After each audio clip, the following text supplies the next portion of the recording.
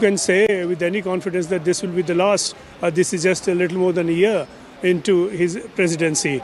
But this is something that has been building up for some time, and we are seeing really now the inevitable here, that whole build-up from the U.S.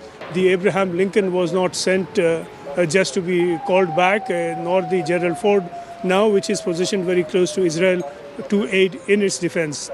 This is now a situation that really is going to go to the finish. This is not something that can be compromised upon really by either. This is going to be the end of the regime, or it's going to be the end of the US-Israeli intervention. I think we can take a fair guess which of those two scenarios is more likely. But the clear aim and the first aim of the US, and this President Trump spelled out quite clearly, is to short of that military erasure, to provoke a revolt within the IRGC, within the Iranian government, and to provoke a rebellion or encourage a rebellion among the people, so that in the face of this assault, people rise within Iran and it begins to crack from within.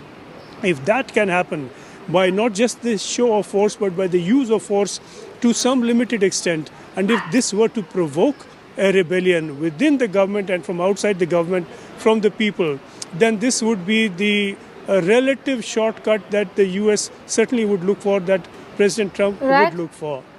That so, is in fact, I just want to take our viewers through those visuals that we are getting in. There's an attack on Bahrain also, but that missile was intercepted. In fact, information coming in that Qatar has also intercepted 2 Iranian missiles as per an official. This is information that's still trickling in. How long will this last is still unknown. But remember, right now, as we speak, the United States has amassed the largest invasion force in the Middle East. This is the largest ever since the Iraq war that was observed. I want to quickly bring in Ambassador Pinakaranjan Chakrabarti, who continues to stay with us. Ambassador, I want to bring you in on the point about ending US interventionism in the Middle East. That was a promise that was made. Remember, the Democrats have been asking the Trump administration why they have been so opaque, especially when it comes to their policy towards Middle East. In fact, Chuck Schumer, the Senate Minority Leader, also went on to accuse Donald Trump of hiding behind the cover of war, because this is a year which is very critical to the Republicans, as we all know, especially the fact that they will be headed into midterms. Well, I think what President Trump is seeking is, of course, with an eye on the midterm elections. The war is by the way, in one section of the Americans, the war is popular because they like this war, because America is flexing its muscle, showing that it is still a global hegemon and it can do anything it likes in wherever it wants across the planet. We've seen Venezuela.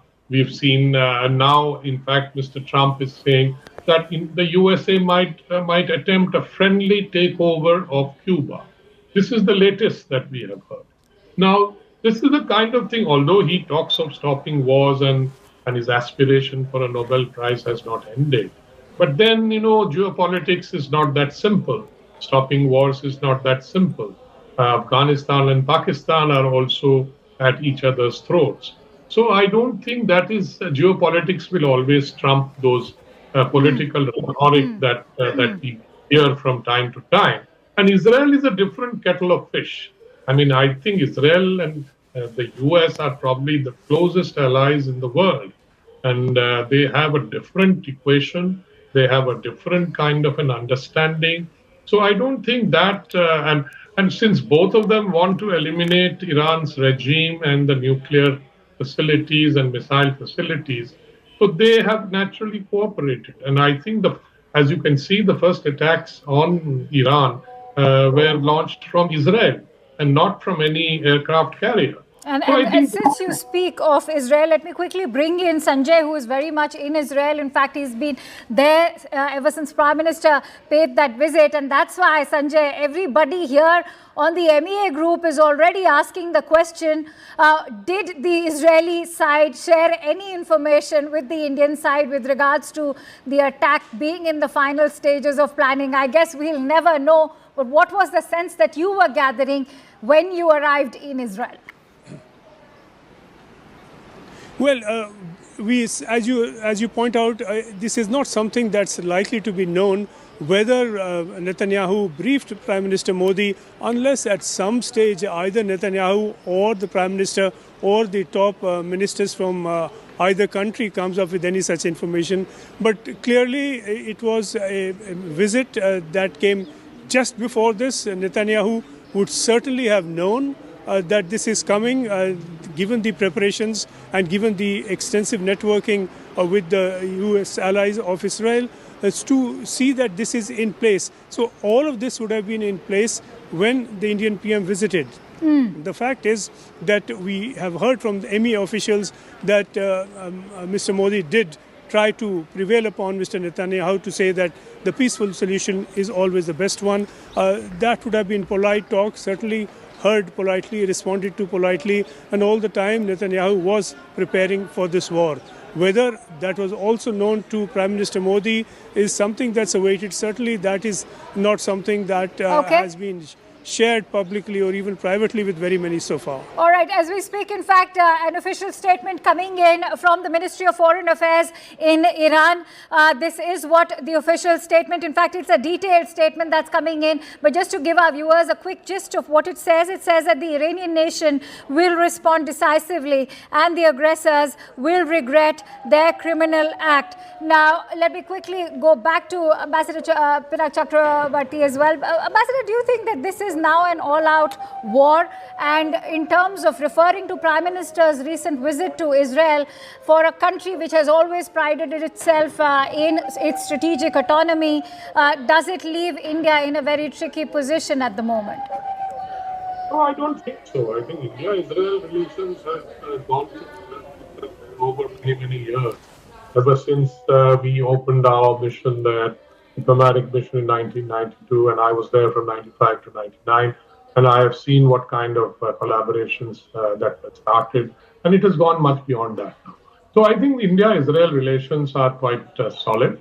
The speculation about whether Prime Minister Netanyahu would have told Prime Minister Modi that yes, we are planning to attack, I don't think any country does that.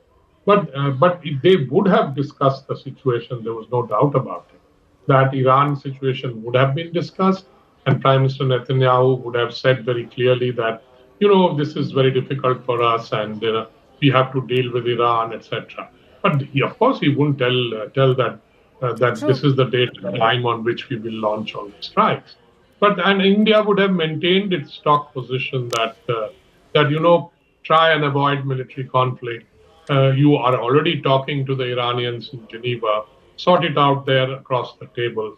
That's been the stock Indian sort of position for a long time. So I don't think that we can speculate very much beyond that. Okay. So I want to quickly refer to the detailed statement which we have, and maybe